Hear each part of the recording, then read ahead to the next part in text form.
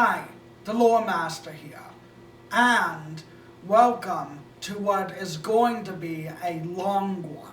One of the longest stories on my YouTube channel so far. It's going to be one heck of a series, and I hope you all stay around for it. I'm really proud of this one going forward. It's sort of historical fiction in the way that Abe Lincoln, Vampire Slayer, is historical fiction.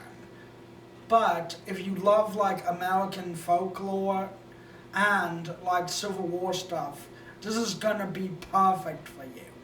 So, I give you The Feasting, a Lore Master original. A carriage was riding through the dark countryside. The moon was full and high in the sky. Even though it was early spring, there was a chill in the air that reminded one of early fall or late winter. Inside the carriage were two Native American gentlemen who had just come from the city of Huntsville, Alabama. They were going to a place in the Appalachian Mountains by the name of Black Hope. People had always heard rumors about Black Hope. They saw it, they say it was off the beaten path, far west from nowhere and south from nothing. Usually a town of such unusual importance would not draw any ire or suspicion from neighboring communities. But this was a strange time. There had been whispers throughout the countryside of people going missing in Black Hope, and there was something evil about the place. Even the Native Americans said it was a dark and bloody ground, and no one should have the inclination to go there, which is strange because Black Hope was not a small outpost. It was actually large and considered a hub of trade in the area. Most people would chalk up the disappearances to Union soldiers kidnapping unsuspecting gentlemen and from taverns and brainwashing them to work for their new state and country, the Union. But Union interference was not what troubled these two gentlemen arriving in town. They knew there was something darker and more sinister in Black Hope, something ancient, angry, and hungry. This is what brought these two gentlemen to this lonesome and dark, foreboding place this fine evening. Inside the carriage, one of the men was sharpening his knife, making sure it was sharp enough for the task needed, while the other was busy loading his Winchester rifle, saying a prayer in a language not many Americans understood. These men were known as the Gray Fox Brothers, and they were on a special mission to hunt something evil. Its name was so powerful that most people were afraid of it.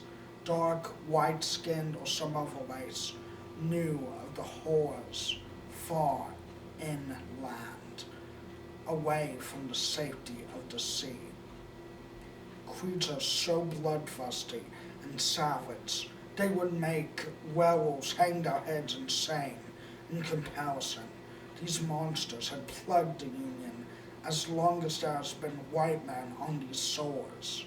And now, the Union was fractured, and it was up to the Confederacy to deal with its own inner turmoil.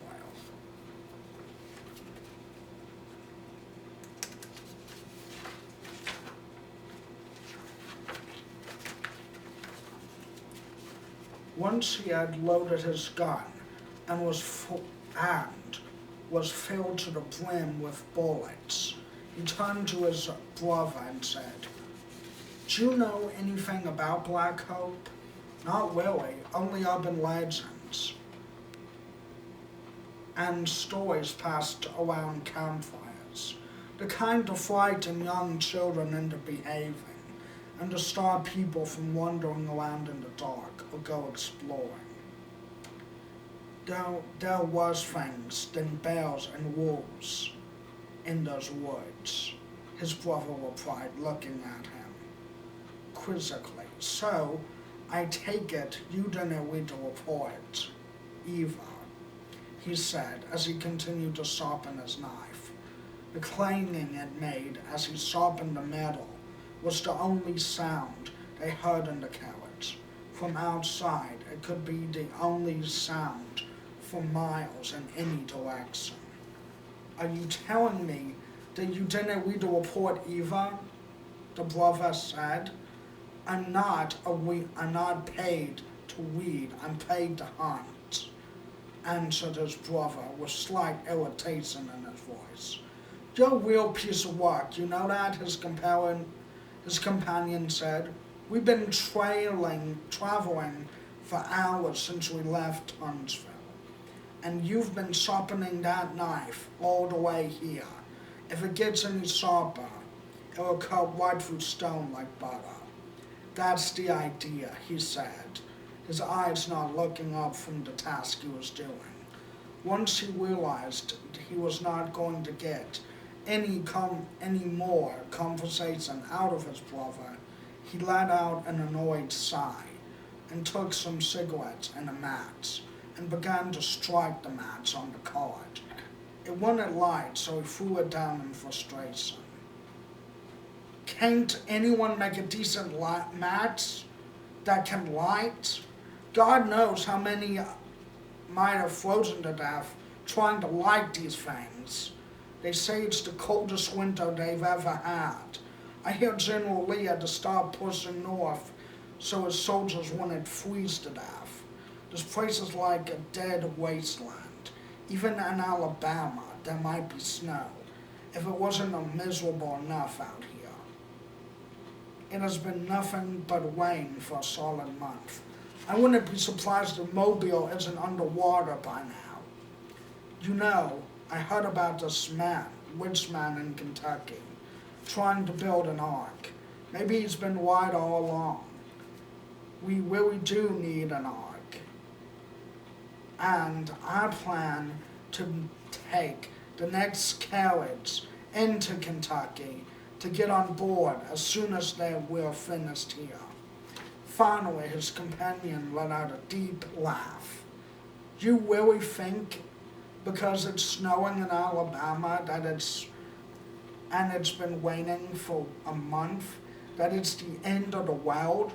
You, my friend, have seriously lost it.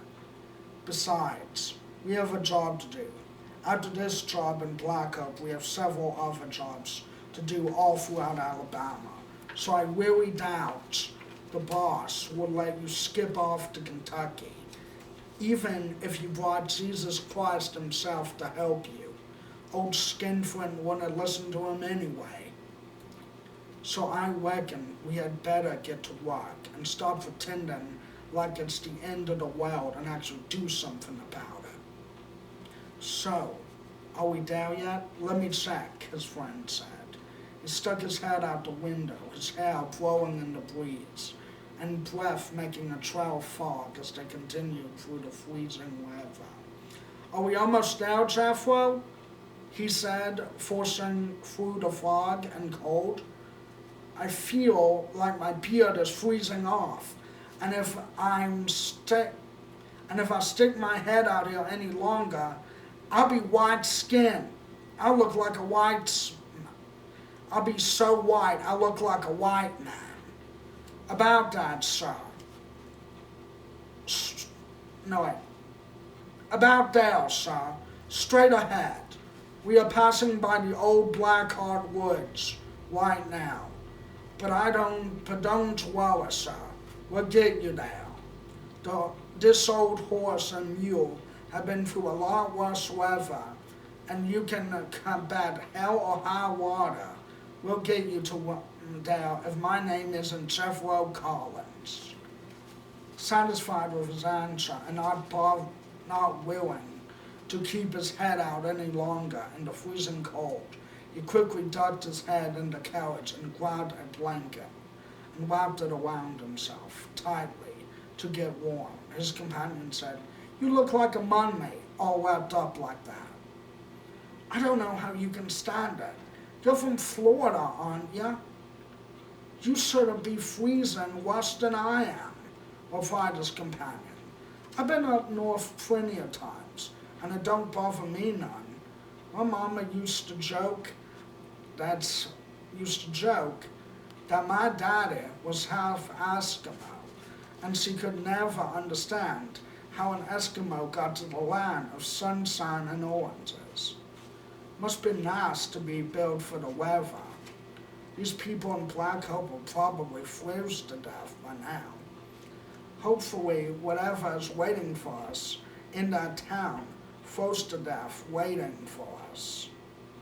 I don't think I can track it in this kind of weather. Oh, shut up and quit your complaining.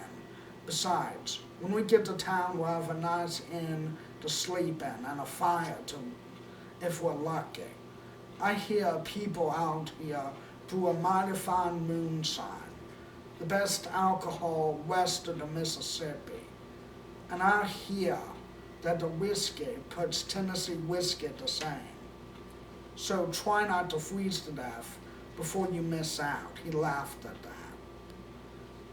Do you really think I'd miss alcohol and free booze?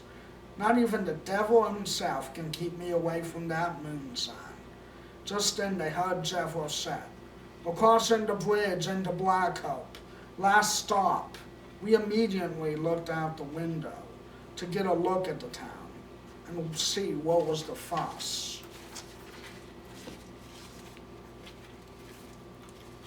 was all about. And if it was as menacing as people said it was, or just a normal town. We weren't disappointed when we saw what the town really looked like. The town was old, very old. It looked like the first days of frontier life had never left. There were still old wooden cabins, and the street looked like a frontier town from the days of General Washington. There was some finer buildings as well as we got closer to downtown, but the rest of the buildings were run down and looked like they had just been thrown up and were in much need of repair. To be honest, it looked like a wild western town than a major city in Alabama. The thing that really stood out was how unfriendly and sad the people looked. Most of them sneered at the cowards as we passed by, looking at us with disgust. Obviously, these people were not a fan of our type. Most of them looked to be dirt poor and barely surviving, judging by the look of how many holes were in their clothes and how raggedy they looked. There was a distinct smell of burning charcoal and rotten wood that seemed to follow us wherever we went. My brother even said that he saw a rat that looked like a hound dog. Now, I'm not a religious man by far, but if I were asked to describe what hell looked like, Black Hope, Alabama would be the first place that came to mind. It was obviously that the state didn't care about this place, which was odd, as there was coal in these mountains that could have made it a boom town. I honestly didn't know what I expected. I wasn't expecting anything that was elegant like Savannah or graceful like Mobile, but this place looked like the biggest dump in all of Alabama. If the whole South put together, if not the whole South put together, honestly, I couldn't tell how many people had no teeth or only a few in their head as we passed in the street, and most seemed to be covered in dust, dirt, or mud, some other substance that I really hope wasn't what I thought it was. Finally, our carriage made it to a part of town that wasn't a complete eyesore. A man dressed in a tuxedo and fine top hat standing on top of one of the finer buildings. looked up at our carriage and smiled. It was the friendliest person we had seen in this God-forsaken wasteland. But there was something odd about him. Something odd and particular that I couldn't put my finger on. I know that I'd have to watch him carefully. I knew this would be the hardest job we'd have to face for the rest of our natural-born lives. And that is the end of part 1. I hope you all liked it. Stay tuned for the other parts of the story.